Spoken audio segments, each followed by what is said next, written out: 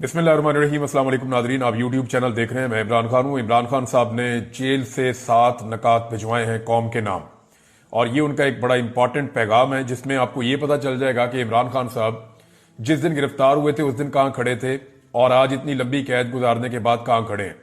मैंने आपको पिछले वीलॉग में भी बताया था कि जितने भी लीडर गिरफ्तार होते हैं, गिरफ्तार होने के बाद उनके मौकफ में लचक आती है। उनकी जो पार्टी है वो भी अपनी मौकफ के अंदर लचक लेकर आती है और वो कोशिश करते हैं पहले हमारा लीडर बाहर आ जाए, उसके बाद फिर बाकी चीजें हम देख लेंगे। पहली प्रायोरिटी होती है लीडर को बाहर लाना, लेकिन इमरान खान साहब की ये प्रायोरिटी है ही नहीं। वो अपनी पार्टी को भी कहते हैं कि अपने मौकफ के ऊपर डट जाओ, और खुद वो कहते हैं इससे फर्क नहीं पड़ता कि मैं जेल में हूं, चाहे मैं 500 दिन हूं चाहे 500 साल हूं। अब यहां जब आप इमरान खान साहब का ये स्टेटमेंट सुनते हैं तो आपको आइडिया हो जाता है कि वो 7 चीजें इमरान खान साहब ने बयान की हैं जिनके ऊपर वो एक कदम भी पीछे हटने के लिए अभी तक तैयार नहीं हुए। जो उनका स्टेटमेंट है वो मैं आपको एज इट इज बताता हूं। इमरान खान साहब के ट्विटर से उसको शेयर भी किया गया है।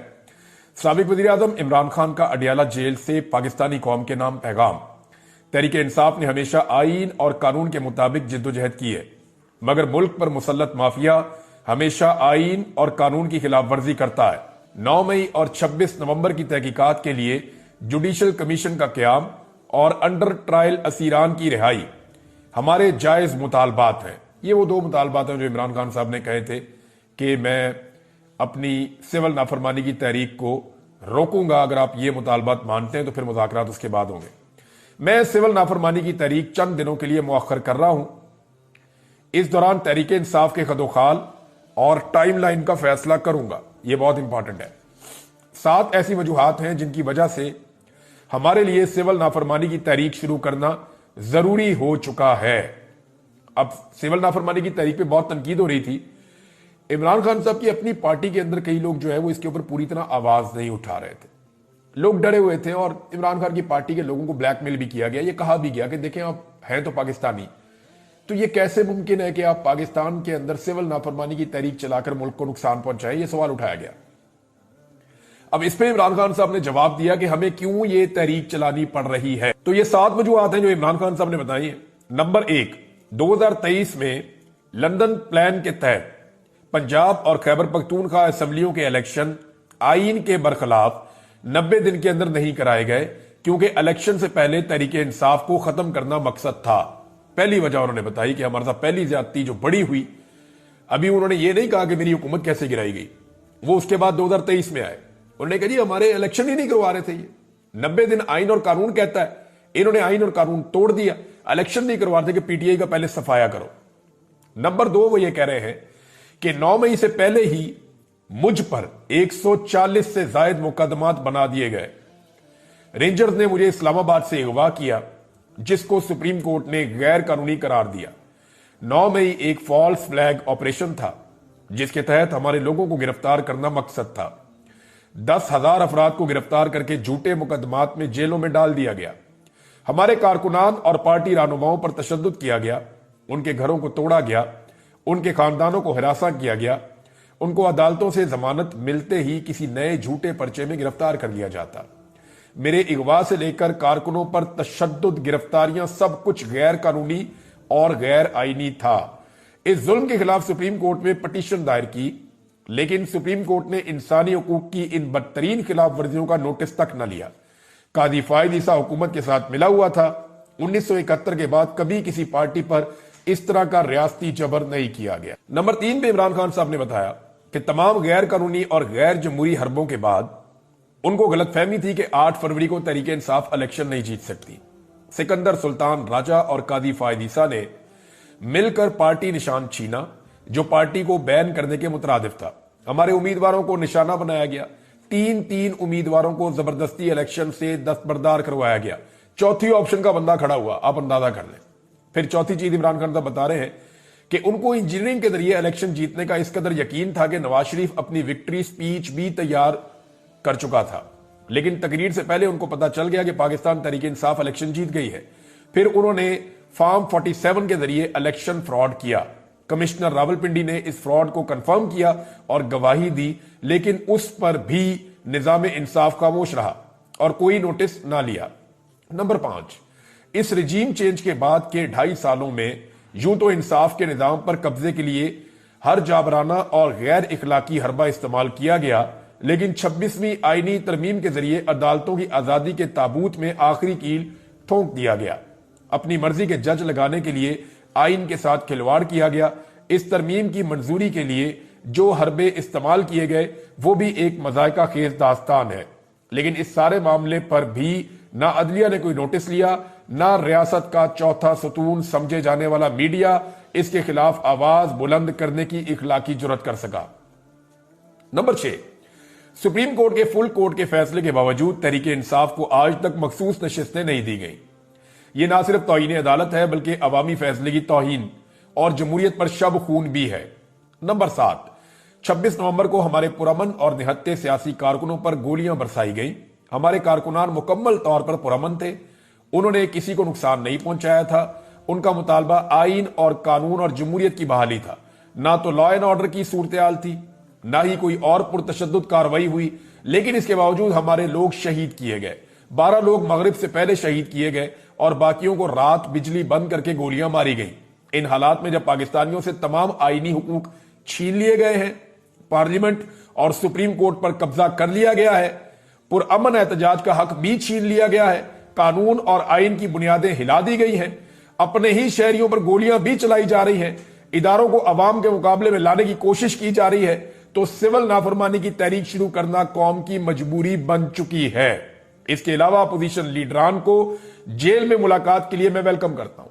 मैंने आपको पिछले वीडियो में बताया था कि मौलाना फजलुर रहमान साहब और अचक ज़ई साहब और अख्तर मेंगल साहब और दीगर कुछ और लोग हैं, वो इमरान खान साहब से जेल में मिलना चाहते हैं और इमरान खान साहब उनसे शायद मुलाकात भी करेंगे अगर सिस्टम ने इजाजत दी तो। लेकिन उन्होंने कहा मुझे इस हुकूमत से उम्मीद नहीं है कि वो अपोजिशन लीडरान को मुझसे मुलाकात की इजाजत देंगे, क्योंकि उन्होंने मेरी पार्टी के लोगों से भी 3 महीने से मेरी मुलाकात नहीं करवाई। ये जनाब इमरान खान साहब का स्टेटमेंट है और उनका बड़ा क्लियर स्टेटमेंट है। बाकी खबरें अब मैं आपके सामने रखता हूं। नाज़रीन, वाकई सूरत-ए-हाल वहां तक पहुंच गई है कि अब इमरान खान साहब की बात माननी पड़ेगी। यानी नजम सेठी साहब हो गए और कुछ और भी सहाफी हैं जो इमरान खान साहब के खिलाफ ज्यादातर वो रिपोर्टिंग करते रहे और उनका बयानिया इमरान खान साहब से मुतसादिम रहा है, यह नजरियाती इख्तलाफ रहा है और यह सबका हक होता है। यानी अगर किसी को इमरान खान साहब के नजरिए से इख्तलाफ है तो वो ये हक इस्तेमाल कर सकता है अपना, और अगर मुझे किसी के नजरिए से इख्तलाफ है तो मैं भी ये हक इस्तेमाल कर सकता हूं अपना। तो यही आजादी इज़हार राय होती है। लेकिन बाद लोग जो है वो जब साजिशों का हिस्सा बनते हैं और अजीब अजीब काम करते हैं तो फिर उनको लोगों की तनकीद का सामना भी करना पड़ता है। नजम सेठी कहते हैं 1 साल लगा लो या 2 साल, आखिरकार इमरान खान के साथ मुकमुका करना ही पड़ेगा।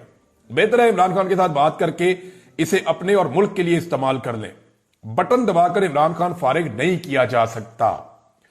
बहुत सारे लोग अब ये मान रहे हैं कि अब रास्ता ही कोई नहीं है, यानी इमरान खान साहब के साथ बात नहीं करेंगे तो फिर कहां जाएंगे। राणा सनाउल्लाह साहब ने भी अब स्टेटमेंट दे दिया है और राणा सनाउल्लाह साहब ने कहा कि जी 2 स्टेटमेंट उनके आए। एक तो ये पीटीआई से मुज़ाकरात में एस्टेब्लिशमेंट नहीं, इमरान खान साहब ही रुकावट है। एक तो वो अब नरम स्टेटमेंट दे रहे हैं निस्बतन। दूसरा राणा सनाउल्लाह साहब का एक और स्टेटमेंट भी है जिसमें उन्होंने ये कहा कि देखें, चाहे यूनिफॉर्म के अंदर जो लोग हैं 24 तारीख से लेकर 26 तारीख तक लोग यूनिफॉर्म में हो या बगैर यूनिफॉर्म में हो, दोनों तरफ इन्ना लिल्लाहि व इन्ना इलैहि राजिऊन होना चाहिए और दोनों तरफ से ये बात होनी चाहिए। तो मैं एक चीज में क्लियर कर दूं कि पाकिस्तान तहरीक इंसाफ ने और सब ने जो बावर्दी रेंजर्स एहलकार जिनकी शहादतें हुई, जो एफसी एहलकार की शहादत हुई, इस मामले के ऊपर सब ने इजहार हमदर्दी किया और ये शहादतें एक हादसे के नतीजे में हुई थी, लेकिन इसके बावजूद सब ने इजहार हमदर्दी किया। और क्योंकि वो अपनी ड्यूटी के ऊपर थे और दौरान ड्यूटी, अब ड्यूटी आप उनसे क्या ले रहे थे ये एक अलग बहस है, लेकिन दौरान ड्यूटी वो शहीद हो गए। वो तो अपना काम करने आए थे, तो वो शहादतें हैं उनकी, तो उनके ऊपर तो सबने जो है वो कहा कि अफसोस का इजहार भी किया, हमदर्दी का इजहार भी किया। लेकिन दूसरी तरफ जो पाकिस्तान तहरीक इंसाफ के लोग शहीद हुए उनके ऊपर तो किसी ने बात ही नहीं की। राणा सनाउल्लाह साहब आपकी पार्टी तो अभी तक मानती ही नहीं है, वो तो तस्लीम ही नहीं करते कोई एक बंदा भी जो है उसको गोली लगी है और कोई एक बंदा भी जो है वो शहीद हुआ है, वो तो ये मानते ही नहीं है। तो ये बहुत जमीन आसमान का फर्क है। पाकिस्तान तहरीक इंसाफ ने इस मामले में काफी रिस्पॉन्सिबिलिटी का मुजाहरा किया था। अब इस वक्त जो अमेरिका का मूड है ना पाकिस्तान को लेकर, यानी जो आने वाली ट्रंप की एडमिनिस्ट्रेशन है, 1 महीना बाकी रह गया है, 20 जनवरी को उन्होंने हल्फ ले लेना है। उसके बाद जो अमेरिका का स्याह और सफेद है वो तो डोनाल्ड ट्रंप के पास हो गई, लेकिन दुनिया में एक बहुत बड़ी इंफ्लुएंशियल ताकत है अमेरिका, और पाकिस्तान जैसे मुल्क जो हैं वो अमेरिका की तरफ देखते हैं अपनी इकोनॉमी के लिए, अपने मामलात के लिए, तो फिर डोनाल्ड ट्रंप के हाथ में चीजें आ जाएंगी। अब डोनाल्ड ट्रंप की जो एडमिनिस्ट्रेशन है, जो उन्होंने अपनी टीम बनाई है, उसके मूड को देखते हुए मौजूदा हुकूमत ने सर जोड़ दिए कि बचना कैसे। यानी इन्होंने पूरी कोशिश की थी, इन्होंने अपने सफीर की ड्यूटी लगाई वहां पे और बहुत सारे लोगों को कहा, बहुत सारे ओवरसीज पाकिस्तानियों से रब्ता किया, बहुत सारे लोगों को बहुत सारा पैसा ऑफर किया, लॉबिंग के लिए पैसा खर्च किया, लेकिन इसके बावजूद कामयाबी हुई नहीं। बजाय इसके कि कामयाबी होती, जो कुछ इन्होंने किया वो उल्टा गले पड़ गया। और जिस तरह वो जियो ने एक खबर लगाई, और जियो को वहां देखा जाता है कि प्रो एस्टेब्लिशमेंट एक चैनल है या प्रो पीडीएम एक चैनल है जिसकी इस वक्त हुकूमत है, तो वो जब ट्रोलिंग कर रहा था ट्रंप की टीम की या ट्रंप की, तो उसको लेकर काफी वहां पे जो है वो गड़बड़ हो गई, और वो मामला जो बाद में खुलना था वो अभी खुल गया। अब 1 महीना बाकी है, सारे सर जोड़कर बैठे हैं कि इसमें अब करें क्या। इसमें से हुकूमत को सिर्फ एक चीज मिल सकती है, सिर्फ एक बयानिया मिल सकता है, और वो भी लंगड़ा बयानिया है, यानी वो भी इतना काम नहीं आएगा। एक कमजोर बयानिया ये मिल सकता है, हो सकता है इसे 5 या 10 साल के बाद इनके काम आ जाए, लेकिन कमजोर बयानिया ये जरूर मिल सकता है कि इमरान खान को छुड़ाने के लिए अमेरिकन ने राब्ता किया था। हालांकि इमरान खान को पकड़ने के लिए भी अमेरिकन ने जो कुछ किया था, बाकायदा साइफर आ चुका है, और वो अंदर खाते हो रहा था जो भी हो रहा था। यहां अमेरिकन जो बात कर रहे हैं ओपनली कर रहे हैं, सोशल मीडिया पे कर रहे हैं, सारी दुनिया पढ़ दे, कोई फर्क नहीं पड़ता। मामला ह्यूमन राइट्स का, कोई रजीम चेंज नहीं वो पाकिस्तान में करवा रहे। वो पाकिस्तान में कह रहे हैं फ्री एंड फेयर इलेक्शन करवा दो, अगर वो कहेंगे तो मैक्सिमम ये कहेंगे।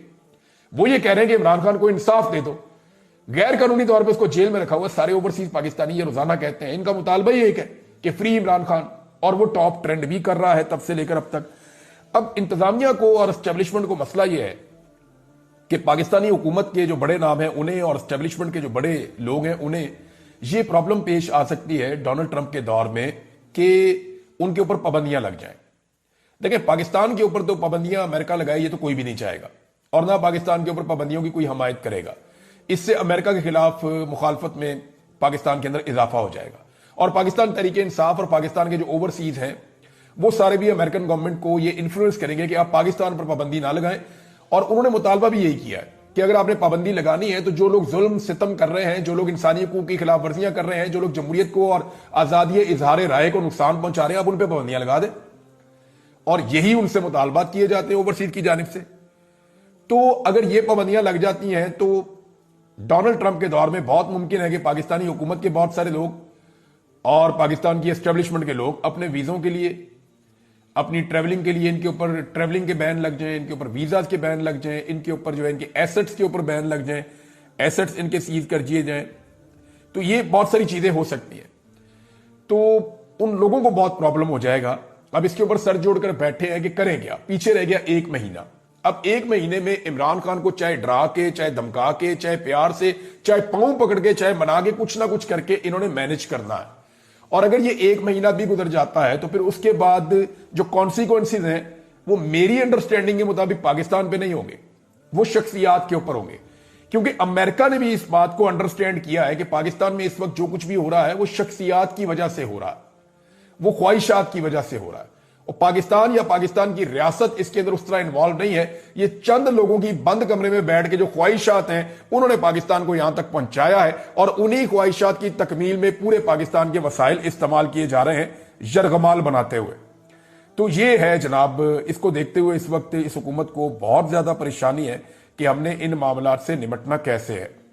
जियो न्यूज की जो रिपोर्टिंग जिसने मसला डाल दिया था उसके ऊपर एक चीज और हुई है, और ये एक नई डेवलपमेंट है और बड़ी इंटरेस्टिंग डेवलपमेंट है। इस डेवलपमेंट में हुआ यह है कि रायन ग्रिम जो लिखते हैं, राइटर हैं, थोड़े दिन पहले भी इनकी खबर का मैंने हवाला दिया था, इन्होंने ये पॉइंट आउट किया कि जनाब जियो को तो अमेरिका की एड मिलती है, जंग ग्रुप और जियो ग्रुप को तो अमेरिका पैसे देता है यूएस एड के जुमरे में या दीगर चीजों के जुमरों में, या कोई इश्तिहार कोई कंपेन्स मिल जाती है, तो ये तो पैसा कमाते हैं अमेरिका से। तो इस पे जो है वो रिचर्ड ग्रेनल ने ये लिखा कि नॉट फॉर लॉन्ग, अब ये नहीं होगा। यानी जंग ग्रुप जो पैसा अमेरिका से बनाता था वो पैसा बनना भी बंद हो जाएगा, या वो पैसा अब जंग ग्रुप को नहीं मिलेगा। ये पैसा कितना था इसके बारे में मुख्तलिफ लोगों के मुख्तलिफ दावे हैं, लेकिन यहां पे एक सहाफी है, उन्होंने इसके ऊपर ज्यादा काम किया, वकास साहब हैं, और इन्होंने इसके हवाले से कुछ डॉक्यूमेंट भी शेयर किए हैं, और मिलियंस ऑफ डॉलर्स के अंदर ये रकम बताई जाती है मुबैना तौर पे, जो पैसा जियो ने अमेरिका के साथ वो काम शाम करके तो हासिल किया है। बहरहाल अब ये पैसा उन्हें नहीं मिलेगा, तो इसका कोई ना कोई नुकसान तो होना था। लेकिन जियो अपनी क्रेडिबिलिटी अब बचाने के लिए इस किस्म की खबरें चला रहा है। बहुत मुमकिन है कि वो अमेरिका में जियो के खिलाफ कोई केस भी कर दे, लेकिन जियो के ऊपर ये पहला केस नहीं होगा। एआरवाई पे भी होते रहे हैं, बाकी टीवी चैनल्स पे भी होते रहे हैं। तो अमेरिका में, बर्तानिया में इस किस्म के केसेस होते हैं और ये बड़े लंबे चलते हैं, बाद में देखेंगे। लेकिन फिलहाल जिस तरह की रिपोर्टिंग जियो ने की है ये बायस्ड थी। इसके अंदर जो है वो बुग्ज शामिल था, इमरान खान साहब की मुखालफत शामिल थी, सिर्फ इसलिए कि इस शख्स ने इमरान खान साहब की हमायत की थी, लिहाजा इसके खिलाफ जियो ने अपना गुस्सा निकाला। हालांकि इससे पहले बहुत सारे इसी तरह के लोग अमेरिका में बड़े बड़े ओहदों के ऊपर रहे, हमेशा से रहे। जियो ने कभी उनकी ऐसे तस्दीक नहीं की, लेकिन ट्रंप की और इस आदमी की खास तौर पर तस्दीक इसलिए की कि जियो को यह लगता है कि ये इमरान खान के सपोर्टर हो सकते हैं, या इनके आने से इमरान खान को जो लगातार नुकसान पहुंचाया जा रहा है, या जो बाइडन की इंतजामिया ने जो खुली छूट दे रखी है कि जो मर्जी आप इंसानी हकूक की खिलाफ वर्जियां करें, वो इंसानी हकूक की खिलाफ वर्जियां बंद हो जाएंगी। लिहाजा जियो ने जो किया उसके जो असरात है वो पूरे पाकिस्तान के ऊपर, पाकिस्तान की एस्टेब्लिशमेंट पे और हुकूमत पे पड़ रहे हैं और लगातार पड़ रहे हैं। एक और खबर है नाजरीन, सोशल मीडिया को तोड़ने के लिए या उसका तोड़ हासिल करने के लिए लगातार हुकूमत कोशिश कर रही है। अभी फिर हुकूमत ने एक लंबा चौड़ा बजट जो है उसका एक प्रपोजल बना लिया है और बहुत मुमकिन है कि बहुत सारा पैसा दोबारा खर्च किया जाए। कभी ये फायरवॉल लगा देते हैं, कभी ये कुछ और करते हैं, कभी एक एक्टिविटी, कभी दूसरी एक्टिविटी, कभी तीसरी एक्टिविटी, एक के बाद एक एक्टिविटी करते हैं सोशल मीडिया को कंट्रोल करने के लिए। लेकिन अभी तक ये सोशल मीडिया को कंट्रोल कर नहीं पाए। देखिए रीजन उसका एक ही है और सादी वजह है कि इनके पास वो सौदा ही नहीं है जो सोशल मीडिया की मार्केट में बिके। वहां लॉजिक के ऊपर आपको बात करनी पड़ेगी, वहां लोगों को आपको कायल करना पड़ेगा। ये नहीं हो सकता कि आप स्याह को सफेद कहेंगे और लोग पैसे लेकर आपको कहेंगे हाँ ये सफेद है। ये नहीं हो सकता। लोग स्याह को स्याह ही कहेंगे। अब स्याह को थोड़ा सा आप ये कह सकते हैं कि ये डार्क ग्रे है, व्हाइट को आप कह सकते हैं कि गौर से देखें इतना ऑफ व्हाइट है। इतना मार्जिन आप क्रिएट कर लेते हैं सोशल मीडिया में, लेकिन आप सफेद को काला और काले को सफेद नहीं कर सकते। दूसरी एक और चीज जो मैंने सोशल मीडिया के बारे में महसूस की है कि ये एक ऐसा फिनोमिना है कि आप इसके सामने जब रुकावट लेकर आते हैं ना, तो ये बजाय रुकावट के सामने रुकने के ये थोड़ा ऊपर होकर फिर क्रॉस कर जाता है। आप आगे फिर रुकावट लेके आते हैं, ये फिर उसके सामने रुकने के बजाय थोड़ा सा और ऊपर जाके फिर क्रॉस कर जाता है। तो होता यह है कि सोशल मीडिया को जितना आप ताकत के साथ रोकते हैं, ये उतना ऊपर ऊपर ऊपर ऊपर फ्लाई करता है और ये आपसे ताकतवर होता जाता है। तो इसको आप ऐसे ताकत से रोक नहीं सकते। आप इसके सामने लॉजिक लेकर आएंगे, इसको मोल्ड करेंगे, तरीके से आप इसको समझाएंगे, तब जाके बात बनेगी। ऐसे हो नहीं सकता। एक और खबर है नाजरीन, और वो ये है कि सालार काकड़ ने जेल से 2 लाइनों का एक खत लिखा है सिर्फ। सालार काकड़ आप सब जानते हैं, इमरान खान साहब के करीबी साथियों में से एक, बलूचिस्तान से इनका ताल्लुक है। ये और चंद और लोग हैं बलूचिस्तान में पाकिस्तान तहरीक इंसाफ के कोई बहुत ज्यादा नाम तो नहीं है, लेकिन जो लोग हैं वो बड़ी डेडिकेशन के साथ इमरान खान साहब के साथ खड़े हुए हैं। और सालार काकड़ का जो खत है वो सिर्फ 2 लाइनों का है। उसने जेल से लिखा कि 1 and only demand, release Imran Khan, और सिर्फ नीचे अपना नाम लिखा और बताया कि मैं जेल में हूं और 17 तारीख को 12वें महीने की 2024 में मैं ये लिख रहा हूं।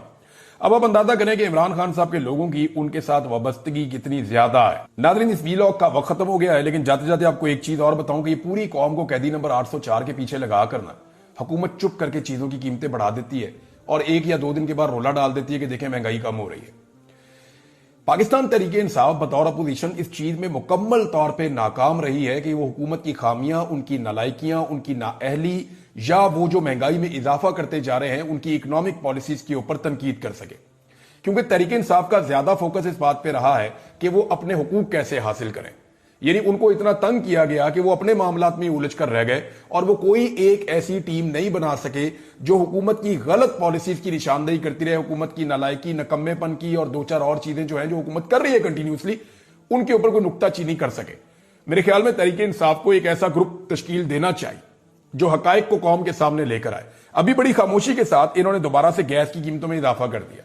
चुप करके एक स्टेटमेंट देते हैं इमरान खान के खिलाफ कि जनाब उसको हम मिलिट्री कोर्ट में भेजने लगे हैं, और 15 मिनट के बाद जो है वो पेट्रोल की, गैस की या बिजली की कीमत बढ़ा देते हैं। अब लोगों की सारों की तवज्जो इमरान खान की तरफ होती है, ये चुप करके नीचे दाव लगा देते हैं। ये रोजाना का इन्होंने वतीरा बनाया हुआ है और 2 दिन के बाद स्टेटमेंट जारी करते हैं, देखें जी अब मईशत ठीक कर रहे हैं और महंगाई बहुत कम हो गई। पाकिस्तान का हर आदमी इनको झोलियां उठा के बदवाएं देता है कि यार खुदा का खौफ करो, अभी तुमने महंगाई बढ़ाई, अब तुम कह रहे हो कम हो गई। कैसे कम हो गई है? ये महंगाई ऐसे बढ़ाते हैं दांव लगा के, और अपोजिशन इसके अंदर कोई मौसर किरदार बदकिस्मती से अभी तक अदा नहीं कर पा रही। अब तक इतने ही, अपना ख्याल रखिएगा, अपने चैनल का भी। अल्लाह हाफ़िज़।